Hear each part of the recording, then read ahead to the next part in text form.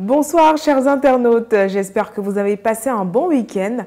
Votre web journal PP News revient encore cette semaine pour vous mettre au parfum de l'actualité.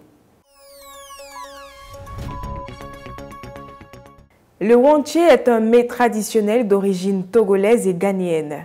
Il est vendu presque partout à Yopougon, Niangon, Jesco, Nouveau Quartier. Dans Clou Elisabeth, une ancienne du dit quartier, le commercialise depuis plus de 20 ans. 2 tables et quelques bancs constituent le restaurant d'Elisabeth qui ne désemplit pas entre midi et 2.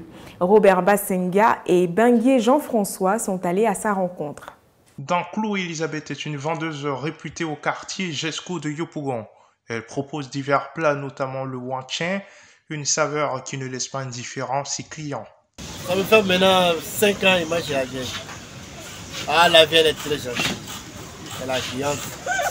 La vieille, il n'y a pas son dire. La vieille est là pour nous soutenir. Non, vieille, elle nous prend ça, elle nous descend. On mange, nos wanché, on prend de l'eau, il va le soir, on va pour quelqu'un. Ouais. Je suis ici, ça a duré. Ça a duré même avec quelque chose de 25, 28 ans même. Je suis là. Après, je vendais wanché, après wanché, j'ai laissé puis il fait riz blanc, haricot à part, maca à part. Je fais juste ça, après, j'ai laissé. Maintenant, j'ai laissé et puis j'ai fait wanché là encore. Parce que les gens demandent wanché beaucoup, j'ai fait wanché. Je mets le riz blanc à côté, et puis je fais wanché là. Je suis là. Par la grâce de Dieu, Dieu fait sa grâce, un peu. On est là ensemble seulement. Seul, puis après, quand mes enfants sont grands, Dieu m'aider. Le jour où je n'ai pas vendu, il vient. Le jour où je n'ai pas vendu, il vient. Jusqu'à maintenant, par la grâce de Dieu, grand là, elle a eu son bac, elle est partie à Bassam. Elle reste une référence en matière de plats de cuisine. Elle a une expérience qui fait toute la différence. Entre la vente de vêtements, les services de livraison, la vente d'accessoires et bien d'autres business rentables, Emmanuel Yapo a décidé de s'intéresser à un article particulier. Il s'agit du cigare. Cigare CI est le nom que porte l'entreprise qu'il a créée depuis 2019. Afin de garantir la qualité de ses cigares, Emmanuel a dû contacter un fournisseur à Cuba pour son ravitaillement. Prunelle a salé pour un reportage.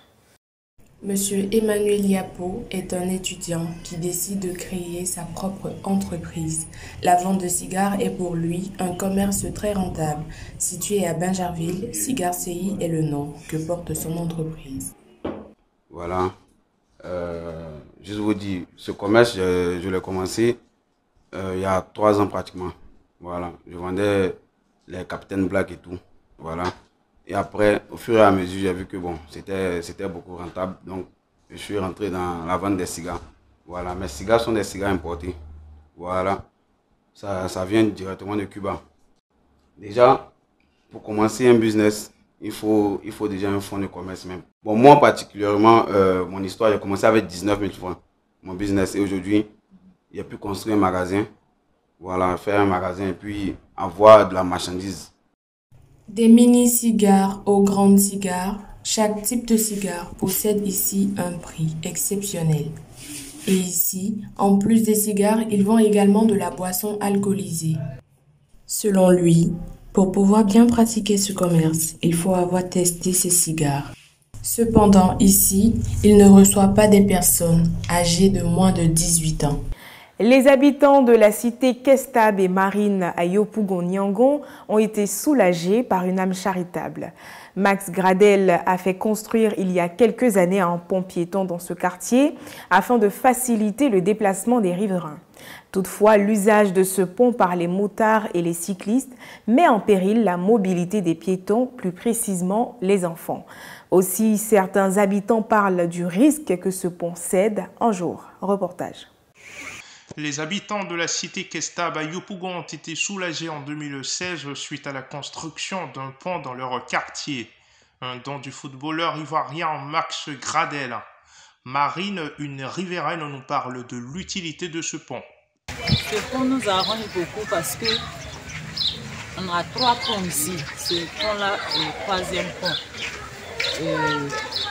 Les deux autres ponts sont gâtés. Donc du coup, les gens de la cité Marine les gens de la Kesta, tout ce monde-là, juste derrière ici, passe sur ce pont. Donc du coup, ce pont nous arrange énormément. Et on a un petit problème aussi, c'est un pont piéton. Et on constate qu'il y a les cyclistes, les motards là, qui viennent embrouiller ça, les vautours, tout ça. Donc ce côté-là nous inquiète un peu. Tous les enfants du premier cycle, eux tous passent là. Et quand les vautours, les motards, ce genre, quand ils passent là, ça nous dérange beaucoup. Parce qu'on craint que ce pont-là... Les habitants du quartier restent fiers de ce don qui subsiste depuis 6 ans. Un merveilleux don pour eux. Voilà que prend fin ce temps d'information. Merci chers internautes de votre attention. Rendez-vous est pris pour demain, 20h GMT.